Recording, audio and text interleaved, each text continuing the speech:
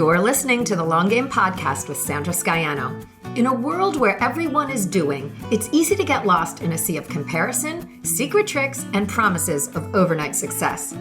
The long game is my approach to business. The actual day in and day out philosophy that you have to show up, you have to do the work, and there's no quick fixes for long-term success. I'm a web designer, digital strategist, and energetic thinker, and I'm here to share the process and lessons I experience with my clients daily who are going through the same struggles of building a business as you are. We'll hear from successful entrepreneurs sharing their long game strategies, and I'm fun, so we're going to have a little fun along the way too. Thanks for being here. Let's get to today's episode.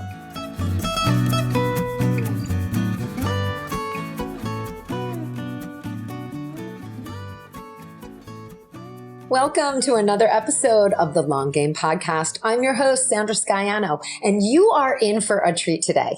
This is a battle I am always having with clients and potential clients. And seriously, there are people I do not work with. I turn them away because of this issue. Too niche or not too niche. People think that it's best to cast this wide net and serve everyone. Well, spoiler alert, it's best to niche down. And I have been saying this to my people for years. So when my guest, Tracy Otsuka, finally figured it out, I had to have her on to share her story. Tracy is the host of the ADHD for Smartass Women podcast and the creator of Your ADHD Brain is A-OK. And she started out with a much more general outlook, and success has really come to her when she found her voice, and that's in working with women with ADHD. I know Tracy and have seen her over the years, so to witness this understanding of the power of the niche firsthand has been pretty incredible. So listen in while we go into specifics with how she took her ideas from everyone and some success to super niched and explosive success, like top-rated podcast. I mean, amazing stats on that. A 13,000 person Facebook group, selling out her course, and working with just the right people. I mean, that's what we all want, to work with just the right people. So my guest today is Tracy Otsuka. Hi, everyone, and welcome. Today, we are here with Tracy Otsuka, and we are going to be talking about niching down in your market. This is a big topic for me in working with my clients. My clients are always trying to cast a wider net and put up obstacles to me when I'm like, let's niche down, let's get it nailed. And so today, we're going to talk about the perfect example of why you should be niching down. Niching down leads to building better relationships with your audience and ultimately being more successful. It's about going deeper rather than wider. And Tracy's here today, and we're going to talk about her story. Welcome, Tracy. Hi, it's great to be here. Awesome. Tracy and I have a big affinity for each other. And I've mentioned in past episodes how I've had a mastermind that we put together on our own. And so Tracy and I have supported each other over the years. And that's why when she talked about this journey and this recent success, I was like, I'm so intimately aware of the journey because I knew the before and I'm so happy to see the after. So we're going to talk a little bit about Tracy's journey. Tracy, tell us a little bit like where you started from, what you do. Oh, I have done everything in true ADHD fashion. I have been an attorney, securities law. I owned a high-end women's wear business. 60% of our business was Saks, Neiman's, and Nordstrom. I was a real estate broker for probably 15 years. That was when, I was raising my kids. And then my son was diagnosed with ADHD. And I was like, there's no way, because of course I thought ADHD meant that you weren't very smart. And I knew just how brilliant he was. And we met with a psychologist who supposedly specialized in ADHD. And she told my husband and me that our job as his parent was to reduce his expectations because he was far too ambitious. At that point, I knew she didn't know what the hell she was talking about. So I fired her and I started to do all the research that I could to find out what is the ADHD brain like? What is ADHD? And lo and behold, 8 months later, I discovered that he got his ADHD from me because it is as heritable as height. So while I was going through this ADHD journey and really trying to figure out what does this mean, I created a now patented program called Cortography.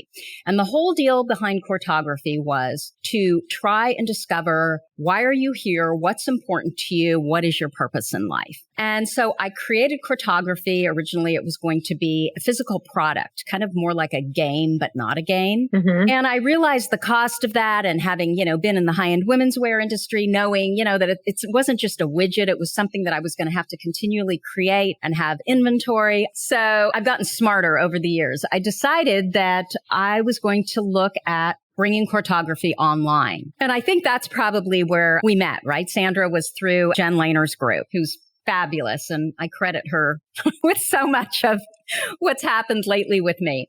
And so I took everything online and I thought, okay, I built this incredible system. It totally works. There's nothing like it. It's step by step. And of course, I created it because my nonlinear brain needed structure. Mm-hmm. And created the system, thought you build it, they will come. Well, you build it and yeah, they kind of trickle in like little ants, right? They really don't come.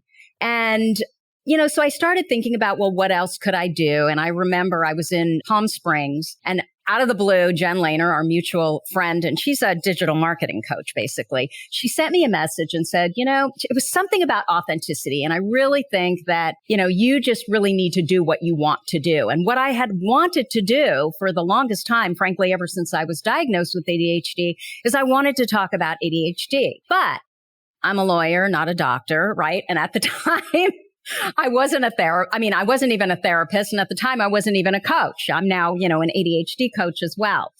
And I just thought, oh my gosh, how am I going to be talking about this? I don't know anything about it. But there was something about her message and this idea of authenticity. And I just said, screw it.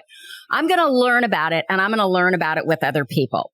And so I created a Facebook group, which is now like 13,000 members. Amazing. And that was not even 2 years ago. And then in January of 2019, once the Facebook group, I started to realize that people were really attracted to this. And the group is called ADHD for Smartass Women. So the whole idea is that rather than pining away about all the weaknesses and all the things we can't do, why don't we focus on the things that we are so brilliant at? Because your listeners probably don't know, but 60% of all entrepreneurs are ADHD. So there is something about that creative, non-linear brain that, we're all about ideation. We have ideas all the time. Now, we tend to be very good at the front end, but then we need to shore it up with other people that can help us actually remain consistent, because we have brains of interest. And so we're the shiny, bright object people. We are interested in so much. So anyway, with the success of the Facebook group, I decided, you know what? I'm going to do a podcast. And so I created a podcast, ADHD for Smartass Women. We now have, and this was January of 2019, so about 18 months ago, we now have over 250,000 downloads. We are the number one podcast for ADHD women. And in fact, we're probably a lot better than that, but there are a lot of corporate podcasts, whether it's women or not. There are a lot of corporate podcasts, or a few that are ahead of us. And we're in the top 10 to 14% of all podcasts created on any subject. And so this was in 18 months. And so it was just the beauty of amazing. Sandra and I were just talking about how when I started Cartography, it was like, well, who's Cartography for? Well, it can be for young millennial women, and it can be for women in their 40s, and it can be for empty nesters. So I was kind of being everything to everyone, and in that being nothing to no one, right? Just not even being nothing. Totally. No, when you market to everyone, you're market to no one, exactly. Kind of thing. So. Exactly. And, I talk about that with respect to values all the time, So if I say to you, oh, do you believe in joy? Is that a value of yours? Of course it is. And what about love? Oh, yeah. And what about ambition? Oh, yeah. And what about intelligence? Yeah. And so the problem is, you think you value everything. And when you think you value everything, ultimately you end up valuing nothing. So it's kind of the same kind of thing. But I was doing that. So it wasn't until I really got focused on who my audience was and who I wanted to be talking to, because that's really where you're going to have the most passion. And totally, I chose platforms where I was able to be visible. I was willing to stand out. I was willing to lead. And by doing that, my people were able to see, she's my person. And look at how she's talking about ADHD. I mean, every day I get several messages that you changed my life because all I could see was the negative because that's all anybody ever talked about. And when you see what the strengths are, you're like, oh my God, I love my brain. And I don't want to be like one of those boring neurotypical people. You were so broad before, the idea of you knew you had some ideas and you knew that you had a product, and it was for recent college graduates and 40-year-old women who were changing their life to leaving their career. I mean, that idea only gives you so much space to really connect with your audience. And I think one of the things that we're really talking about here is that you were able to get into the mindset of your community. I mean, number one, you were in it. You were passionate about it and learning about it for yourself. But because of your niching down and really building this community, you were able to, as we talk about in marketing, the pain points, like you knew those pain points, you were able to hit them and you were able to really resonate with an audience and speak to them. And in return, make them feel heard. I think what you did in your platform with the podcast was give them a platform to feel better about themselves and to look at their own life in a new way. So it's transformational. You know what I also discovered, which I just discovered it with my newest, group of 105 AOK women. And I sort of thought it was true, but they really made it clear to me. And so then I went and I put a poll into our Facebook group. So I have always been so focused on, I want my life to have meaning and what is really important to me. I want to live to my potential. And I always thought I was such a weirdo because when I compared it to my friends, they were like, I don't know what you're talking about. I've got a 9-to-5 and I'm making, 6 figures and I'm happy. And why do you keep bouncing from thing to thing? What I discovered is this is an ADHD trait. So all of the women in the AOK program, and I'm kind of jumping the gun. So what I did is we'll go back and explain. Yeah. I launched a program called Your ADHD Brain is AOK. And all of the students have that same need. They are searching for meaning. They want their lives to have meaning and they want to live to their potential. And they're so fearful that they're not going to be able to do it. So what I did is I went back into our big group and I literally put that in a poll and I asked, do you feel like you're more like this than neurotypicals? Now, it was a small sampling when you consider, the group is around 13,000, but 191 women said yes and 14 women said no. And then when I piggybacked that off of my AOK sample of women, I realized that that is an ADHD trait. And so those were my people. And I didn't realize that when I created Cartography. I didn't realize that I had more of a need to feel secure and, certain about this than your neurotypical human. So it was interesting how it almost backed up into it as well. Well, I love that you were already on your path with creating Cartography. Like your mind was already thinking those thoughts and you were on a trajectory. But when you went further and got diagnosed and then really went further into how the ADHD brain works, then you applied those learnings and it clicked. Like what you were getting at before made even more sense. So I love the fact that you were able to rework what you already had and shift so that it developed further rather than saying, oh, now I'm going to go slap this on. It wasn't about that. It was saying you already had the foundation built with Cartography. You just didn't know the niche that you needed to be in and really apply it to. And when we talk about this, so for the listeners, you created this other course called Your ADHD Brain is A-OK. And when you launched it, you sold 105 spots on your first launch. Yeah. So, over the years, you had sold Cartography and it was kind of dripping and drabbing here and there. And then when you really honed in and got into your niche, the first launch was 105. I mean, that is the power of niching down and not even in just a marketing sense. I'm not trying to be fanatical. It's from your heart. Like you are really like you found your right place and your right spot for things. So I had originally created Cartography and I had ADHD women purchase it. But did you know at the time that they were ADHD? Oh yeah, because I was, it was on my website and I knew it was something that they could use. However, I noticed that they had a more difficult time getting through it. Makes sense, right? And Mm-hmm. so what I did was I took cartography and I went back to the drawing board. It took me almost a year and a half. It was insane because again, it's boring work, to go back and just kind of make things a little bit better.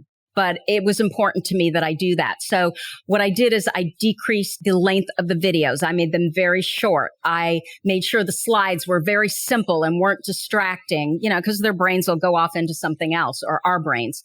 I took the worksheets and I streamlined them. And I really made the system specific to the ADHD brain. I added a section on strengths because that is so important to our brains, that we're working in our strengths instead of trying to shore up our weaknesses.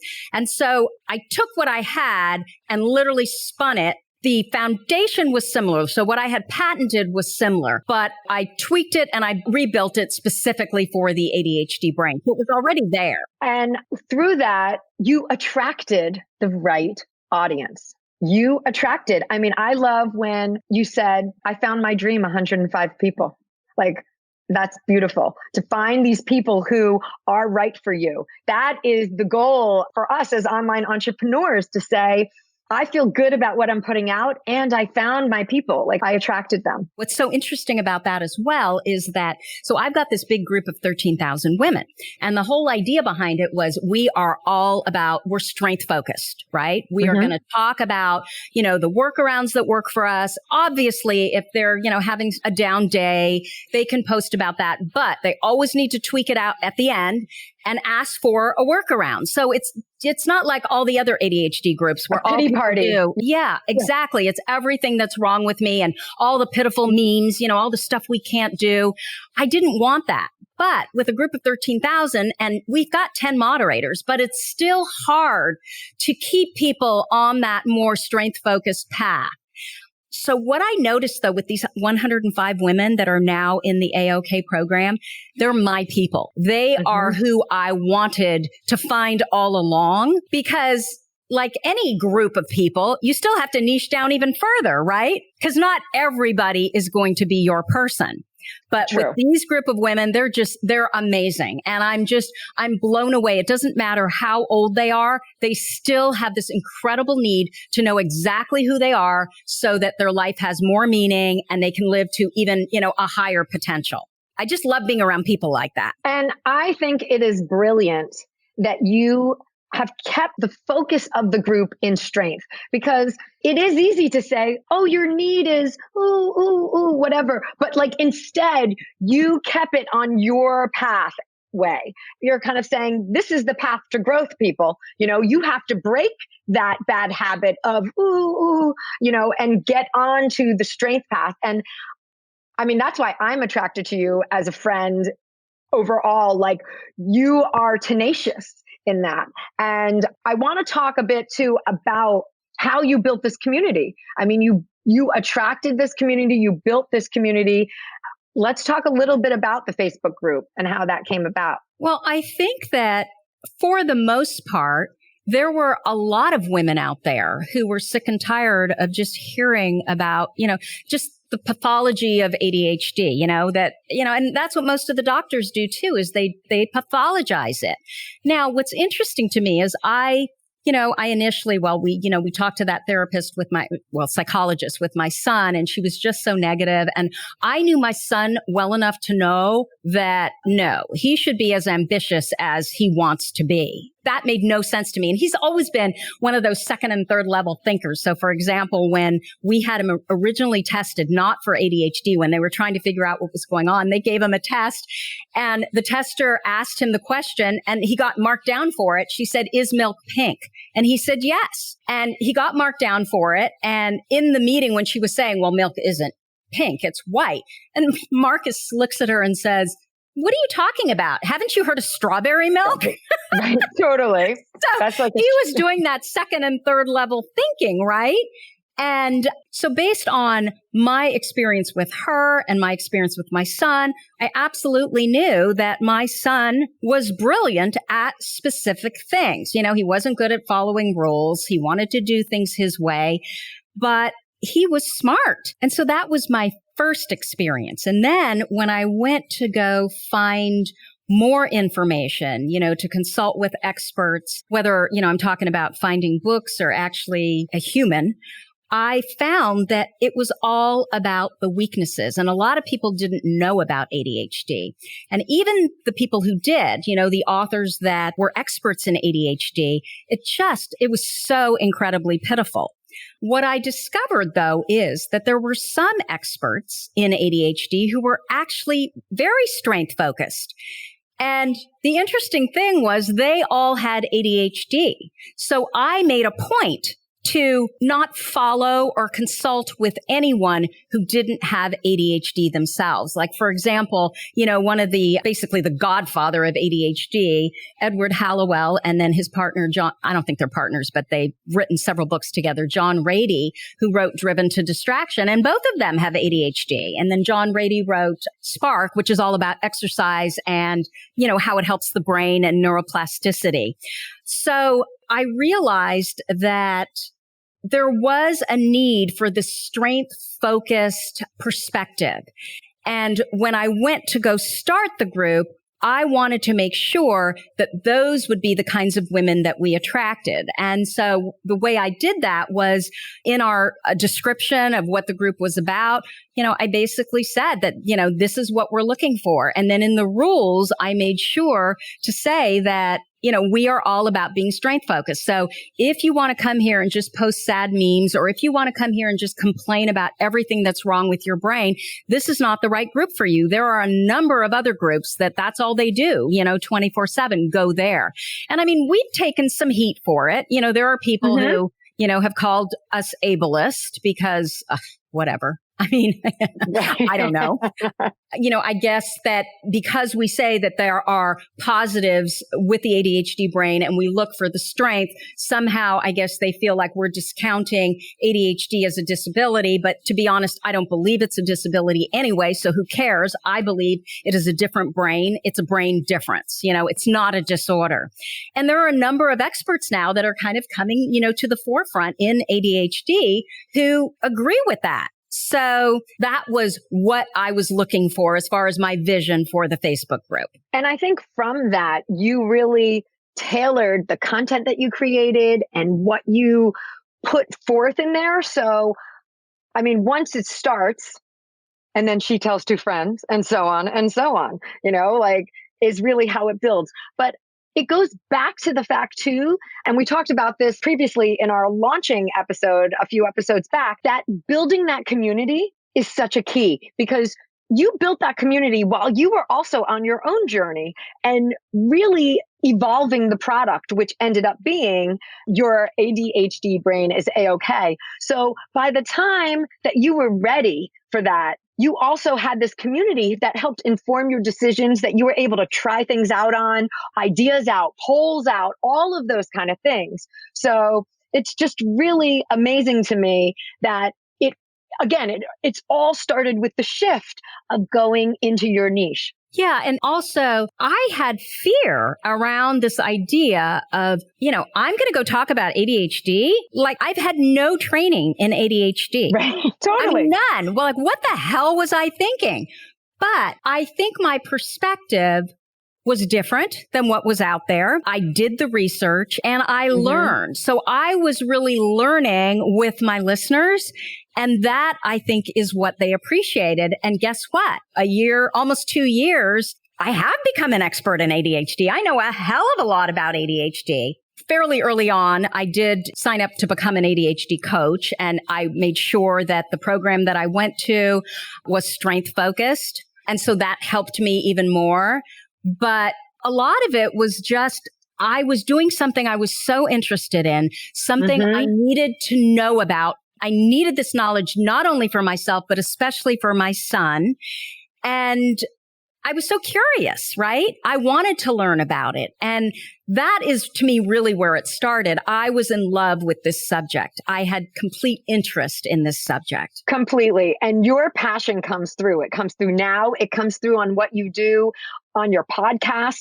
And it also propels you to be thorough when the camera isn't on, so to speak, or the microphone isn't on. Like you are so propelled to start and finish. And I think that's a big piece as well, because when you talk about how the ADHD brain is lots of ideas, but your passion in it is propelling you to finish that research and complete that episode and do all of those things. Like you're able to see it through by your curiosity and your knowledge and what you're gaining you personally from it as well. So really that niching is the impetus of all of the success. Yeah. And building railroad tracks or accountability. Mm-hmm.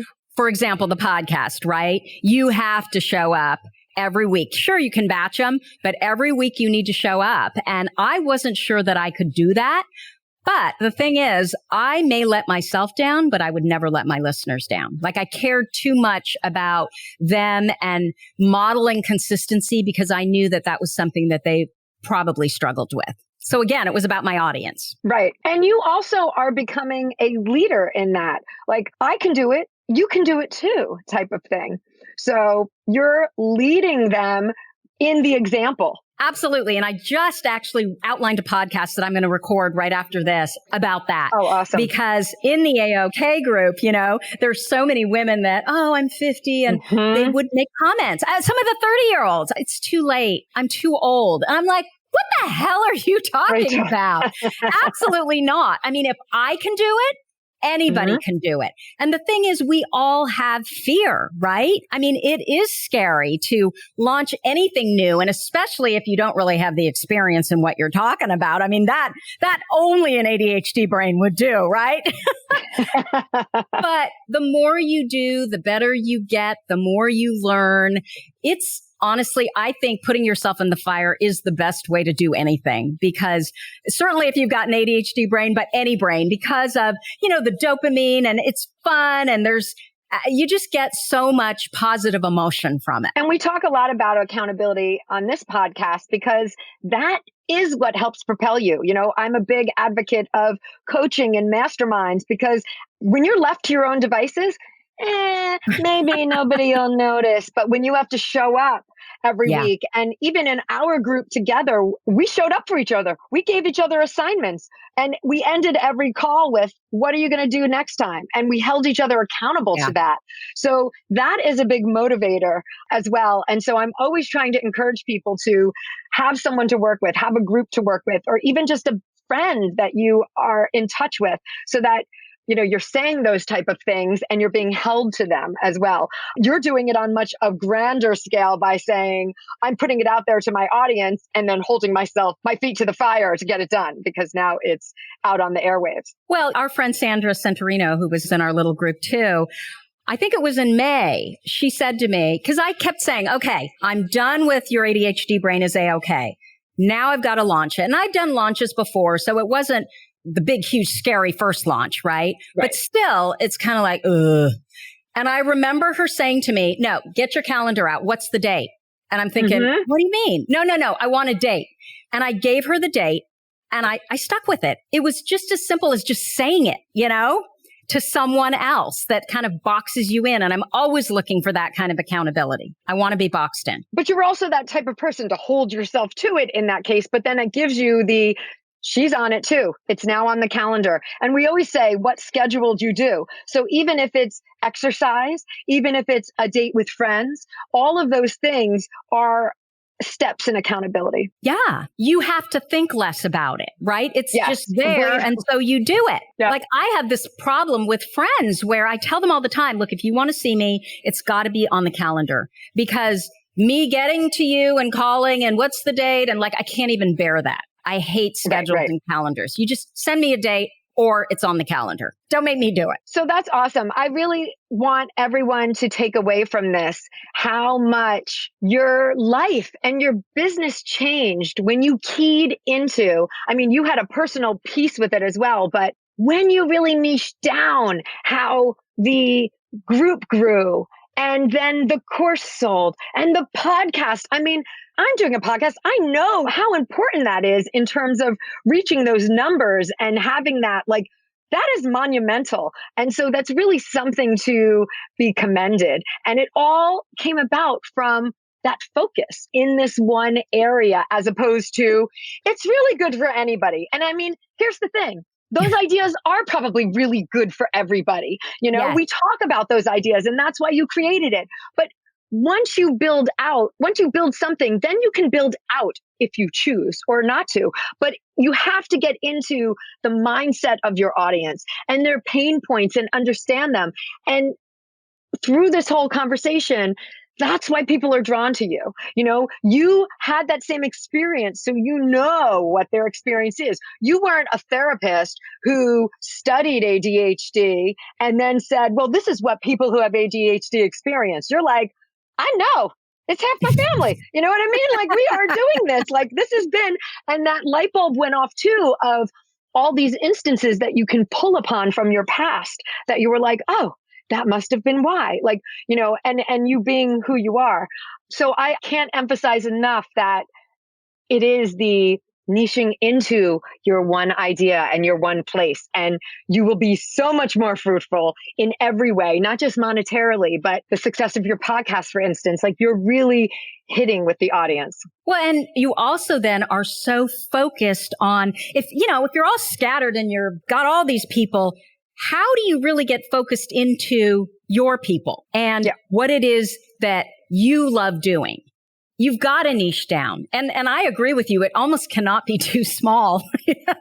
Totally. And it's a fight. I fight with people. They tooth and nail say, no, I want it. It's good for everybody. And it's like, yeah, but start here. Because then you also have the people who have the successes and then, it can build out from there. So totally. I completely agree. And I was probably one of the people fighting you. Right. I think we did talk about that at one point where I was like, because think about it. You want to dial into the experience of your audience. So even if your ADHD audience is different ages, you're able to hone in on what their experience is. Whereas when you're just talking in general, you're like, millennials have a different experience than midlifers, so it doesn't allow for that. But the thread of the ADHD experience for you is that binding tie. So it doesn't matter what their age is, because a 30-year-old is still having some of those brain pieces that the 50-year-old is having as well. I agree. Awesome. Well, I so thank you for coming on and sharing your experience with us and your knowledge and your vigor. I mean, this is what it's about, people. This woman, she is so excited and in love with what she's doing. Like, get that for yourself. Like, I know I always joke that I'm yelling at everybody because I'm the same way. And I just want everybody to find that place for themselves. Like, have your work be what you're excited about. So thank you again, Tracy. Transformation too, when you see your people, your students, saying, oh my God, I love my brain, that just fuels you more. I mean, it's a full circle. It really is. Right. I agree. You need to narrow down, people. Awesome. Thank you so much, Tracy. Thank you. And guys, we'll see you next week. Thanks for joining me today. You can access more info in the show notes at thelonggamepodcast.net. If today's show connected with you in some way, please share it with your friends or hop on iTunes and leave me a review. Until next time, keep playing the long game.